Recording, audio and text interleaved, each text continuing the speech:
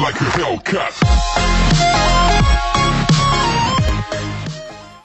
ये इस ड्रामे की उर्दू हिंदी एक्सप्लेनेशन का 4th पार्ट है। तो एपिसोड की शुरुआत में हम देखते हैं कि बान हाय सिंह शियान को मिलने के बाद इसे इसके घर ड्रॉप करने जाता है और इससे बोलता है कि मेरे साथ काफी समय बिताने के बाद तुम थक गई होगी तो तुम्हें एक अच्छी सी नींद लेनी चाहिए। मगर शियान इससे बोलती है कि इसे इसके साथ रहना इसके लिए नींद लेने से ज्यादा अच्छा है। जिसकी बात सुनकर बान हाय सिंह के मन में तो खुशी के लड्डू फूटने लगते हैं और वह इसका हाथ पकड़ते हुए बोलता है कि हाय, अगर तुम इस तरह की बातें करती रहोगी तो मैं तुम्हें छोड़कर नहीं जा पाऊंगा। और फिर दोनों अपने दिल को मुश्किल से संभाल कर एक दूसरे को गुड बाय बोल पाते हैं। शियान को लान में बोर होती अकेली सिया बैठी मिलती है और शियान उससे पूछती है कि क्या तुमने कुछ देखा तो नहीं है। वो बोलती है कि क्या मुझे कुछ देखना था? नहीं, मैंने तो कुछ नहीं देखा। तब सिया से बोलती है कि तुम इतनी बोरिंग लाइफ कैसे जी रही थी, मैं तो तंग आ चुकी हूँ। फिर दोनों एक दूसरे से दिन में कुछ होने का पूछती है कि कुछ ऐसा जो इन दोनों ने एक दूसरे को बताना हो, मगर दोनों ही फौरन से झूठ बोल देती हैं कि इन दोनों के साथ कुछ भी नहीं हुआ है। हालांकि शियान बान हाय सिंह से मिलने गई थी, दोनों ने कन्फेस भी कर लिया था, एक दूसरे को किस भी कर ली और हग भी कर चुके थे। वो इसे घर ड्रॉप करने के लिए भी आया था। पर दूसरी तरफ सिया ने खूब जमा कर गाय सियोक हाइजन की धुलाई की थी। तब सिया दिन की बातें याद करते हुए और शियान को चिढ़ाकर बोलती है कि वो कैसे डर डर कर भीगी बिल्ली बनकर स्कूल में रहती है, ये भी भला कोई लाइफ है। तभी दोनों के बातें करते हुए शियान को सिया बताती है कि इन दोनों के दोबारा से अपनी अपनी बॉडी में सोल चेंज करने के लिए सिर्फ 15 डेज रह गए हैं। जिसे सुनकर शियान थोड़ी उदास हो जाती है। तभी उसे बान हाय सिंह का टेक्स्ट मिलता है और फिर वो जल्दी से सिया से नींद का बहाना लगाकर अंदर चली जाती है और अंदर रूम में जाकर बान हाय सिंह ने उसे इन दोनों के लिए बनाए जाने वाले सॉन्ग के लिए तैयार किया गया म्यूजिक भेजा था, जिसे सुनकर वो बहुत खुश होती है और फिर वो अपने नेकलेस को पकड़कर विश करती है कि काश कुछ ऐसा हो कि टैरेट मास्टर कभी वापस ही ना आए। शियान ऐसे ही सिया बनकर इस हैप्पी लाइफ को एंजॉय करती रहे, उसे कभी भी बान हाय सिंह से दूर न जाना पड़े। अगली मॉर्निंग शियान बान हाय सिंह के बुलाने पर इससे मिलने चली जाती है, जहां वो बान हाय सिंह को बोलती है कि इसे इससे ज्यादा से ज्यादा लव होता जा रहा है। तो वैसे बोलता है कि बस मेरी जान, मुझसे ऐसे ही लव करती रहो, मुझे और कुछ भी नहीं चाहिए। मगर इसकी बात सुनकर शियान अपने मन में बोलती है कि कहाँ, मेरे पास तो सिर्फ 15 डेज रह गए हैं तुम्हारे साथ रहने के, और इन्हीं 15 डेज में बस सिया बनकर मुझे जितने मजे उठाने हैं उठा सकती हूँ। दूसरी तरफ स्कूल में सिया के हाथ में दोबारा से शियान की डायरी थी, जिसे वो पढ़ रही थी और शियान ने ऐसी ही बातें लिखी हुई थी जैसे वो जीना नहीं चाहती है, उसे बिल्कुल पैदा भी नहीं होना चाहिए था। मगर इस बार जो सिया को इम्पोर्टेंट बात मिलती है वो ये थी कि शियान ने पिछले साल एक बार म्यूजिक कंसर्ट के लिए ऑडिशन दिया था। जब वो वहाँ पर ऑडिशन के लिए गई थी, जहाँ पर इसको बहुत डिग्रेड किया गया था, वहाँ के अनाउंसर ने इसका नाम लेते हुए जब देखा था कि शियान एक ओवरवेट गर्ल है, जहाँ वो बाकी सभी लोगों को कंग्रेचुलेट कर रहा था, वो मुंह बनाता है। शियान को ये बात बहुत ही बुरी लगी थी। और फिर आगे दिखाते हैं कि ऑडिशन वाले दिन जब उसने जजेस के पास जाना था, तो इससे पहले एक अनाउंसर और उसके साथ दूसरा आदमी शियान के बारे में बात कर रहे थे कि बेशक वो लड़की गाना तो बहुत अच्छा गाती है, मगर तुम्हें देखना चाहिए था कि वो एक ओवरवेट गर्ल है, इसके जैसे फेस टीवी पर आने के लिए बिल्कुल भी सूटेबल नहीं है। जब वो सॉन्ग सिंग करने लगेगी तो वो तो सारी की सारी टीवी स्क्रीन पर आ जाएगी, तो ऑडियंस और क्या देख पाएंगे। फिर वो दोनों आपस में बोलते हैं कि वो उसे किसी भी सूरत सिलेक्ट नहीं होने देंगे, उसे बहाना लगाकर किसी न किसी तरह से एलिमिनेट करवा देंगे। और ये सारी की सारी बातें शियान ऑटो में खड़ी सुन रही थी। उसे काफी बुरा लगता है कि इस दुनिया में कितने डबल फेस पर्सन्स हैं। फिर शियान जब अपनी बारी पर ऑडिशन के लिए जजेस के सामने जाती है, तो वो जजेस के सामने अपना सॉन्ग नहीं सिंग कर पाती है, क्योंकि इसे बार बार वो सारी की सारी बातें याद आ रही थी। तो वो रोते ही वहाँ से वापस आ जाती है। वहीं पे सिया जब शियान की डायरी रीड कर रही थी, तो दूसरी तरफ हाईजियन अपने ग्रुप मेंबर्स के साथ मिलकर मिरेकल गर्ल के ऑडिशन के लिए प्रैक्टिस कर रही थी और गाइस सियोक यानी कि बॉयज इनका डांस देखकर क्लैप कर रहे थे, इनको बहुत ही अप्रिशिएट कर रहे थे कि जियोन लोग काफी अच्छा परफॉर्म कर रही हैं। फिर वो से बोलते हैं कि यकीनन वही मिरेकल गर्ल की नेक्स्ट नाउन सिया होगी, जिसे सुनकर सिया इन पर जोर जोर से हंसने लगती है कि ये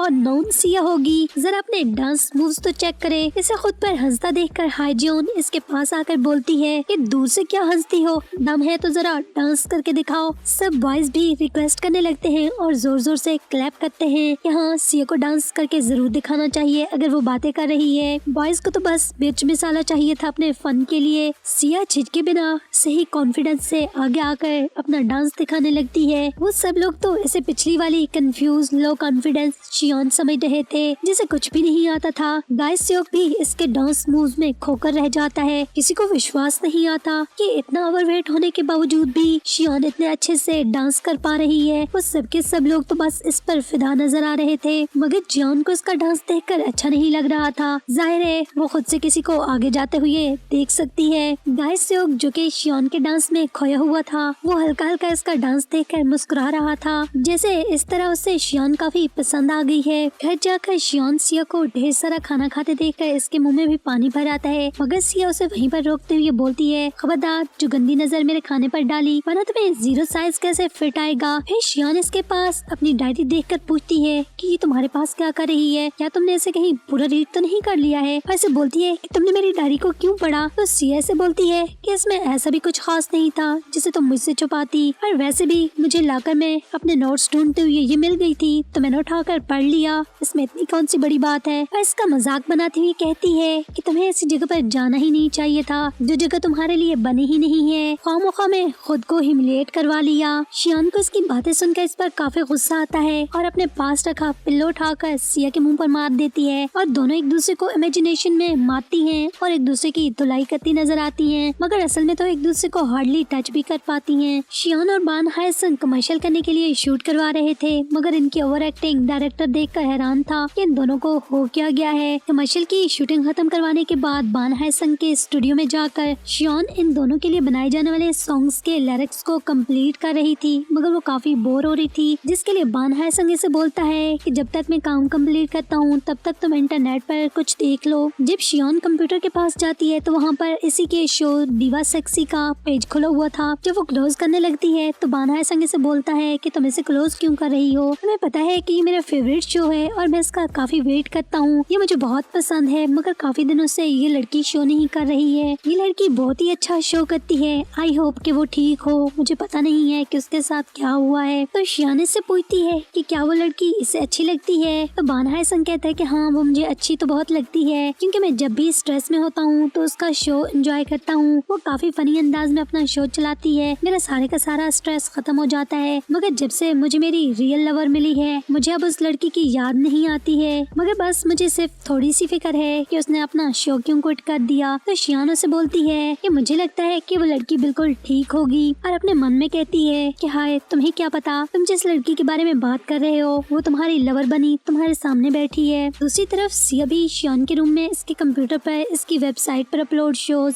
और इसके सॉन्ग्स को देख लेती है और बोलती है कि अच्छा, तो वो छुप छुप कर ये काम किया करती थी। तभी वहाँ पर वेब पेज पर लाइव स्टार्ट का एक बटन आ रहा था जिसका सिया को मालूम नहीं था, और वो इसको प्रेस कर देती है, और इस बटन के प्रेस होते ही सिया लाइव आ जाती है और इसकी सारी की सारी ऑडियंस इसे देख लेती है। सिया को मालूम नहीं था कि क्या हो रहा है। जब वो खुद को कंप्यूटर में देखती है तो वो कैमरे को फौरन बंद करने की कोशिश करती है, मगर तब तक मामला उसके हाथ से निकल चुका था। उसे तो पता ही नहीं था कि इसे कैसे खत्म करना है। और फिर इसका फेस रिवील होने के बाद उसकी ऑडियंस काफी गुस्से में लग रही थी, और यहाँ तक कि वो उसे गालियाँ भी देने लगते हैं। तब तक शियान भी घर पहुँच जाती है और ये सब देखकर वो काफी शॉक थी। सिया उससे सॉरी बोलती है कि सॉरी यार, मैंने तेरा सक्सेसफुल चलने वाला शो इस तरह से रुइन कर दिया है, मगर मुझे पता नहीं था, गलती से मेरा हाथ लग गया। मगर शियान की नजर तो सिर्फ ऑडियंस के कमेंट्स की तरफ थी और वैसे कुछ भी बोले बिना बाहर चली जाती है और सिया की लाइव वीडियो देखते हुए बोलती है कि देखो तो ये कितने डबल फेस पीपल हैं। कल तक ये सारे के सारे मेरा फेस देखने के लिए मुझसे भीख मांगते थे और आज कैसे ही मेरा फेस देखते हुए मुझे बुली कर रहे हैं। मगर फिर फौरन से ख्याल आता है मेरा फेस तो बान हायसन ने भी देख लिया होगा, वो तो कब से मेरे शो का इंतजार कर रहा था, मैं अब क्या करूं। वो काफी परेशान हो जाती है और दूसरी तरफ हम देखते हैं कि वाकई में बान हायसन ने शियान का फेस देख लिया था और वो काफी सरप्राइज था कि नहीं नहीं, ये नहीं हो सकता, सेक्सी डिवा शो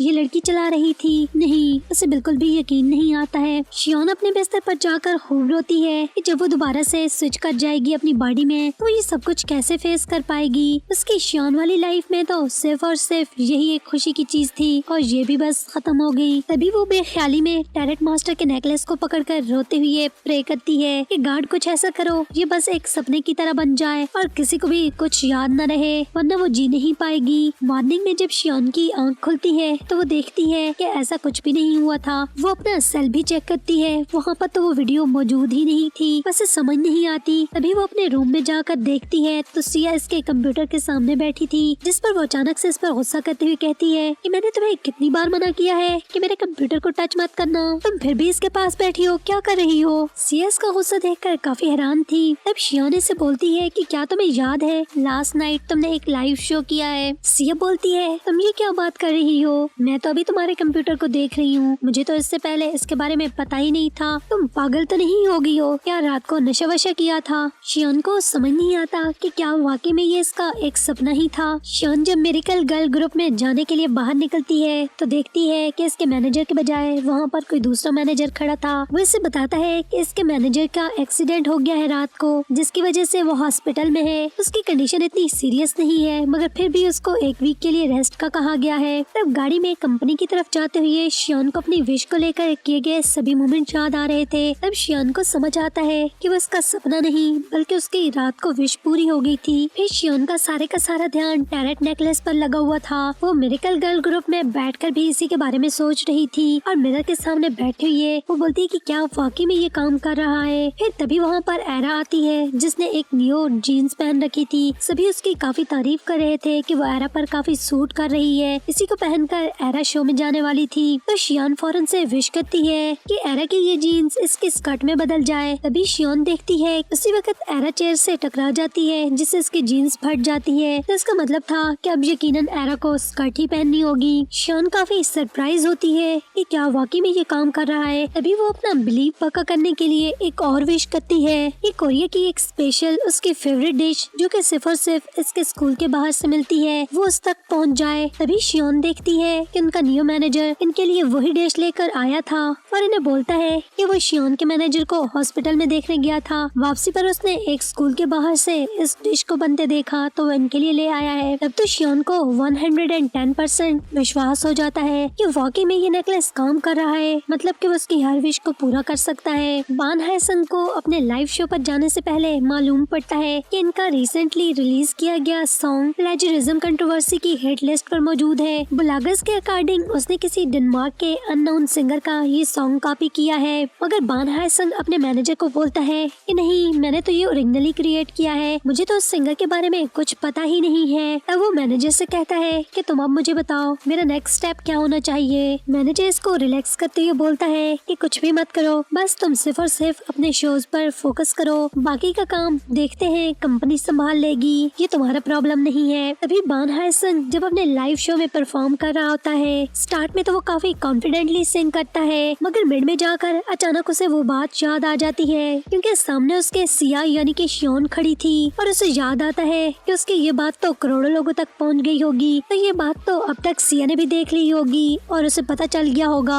कि मैंने ये सॉन्ग कॉपी किया है, तो वो मेरे बारे में क्या सोच रही होगी। और वो अपना गाना बंद कर देता है जिसकी वजह से सभी लोग काफी परेशान नजर आ रहे थे। वो सब लोग उसे बोल रहे थे कि वो अपने सॉन्ग पर फोकस करे, मगर उसका तो ध्यान ही नहीं था। शियोन जब देखती है कि बान हाय संग का शो काफी खराब होने वाला है और वो मिस्टेक कर रहा है, वो काफी परेशान खड़ी थी। तभी उसे अपना टैरेट नेकलेस याद आता है, मगर वो तो उसने वहाँ ऊपर रूम में ही छोड़ दिया था। वो फौरन भागी उस नेकलेस को लेने के लिए जाती है और भागते हुए बोल रही होती है कि वो विश करेगी। और यहीं पर 4 एपिसोड का एंड हो जाता है।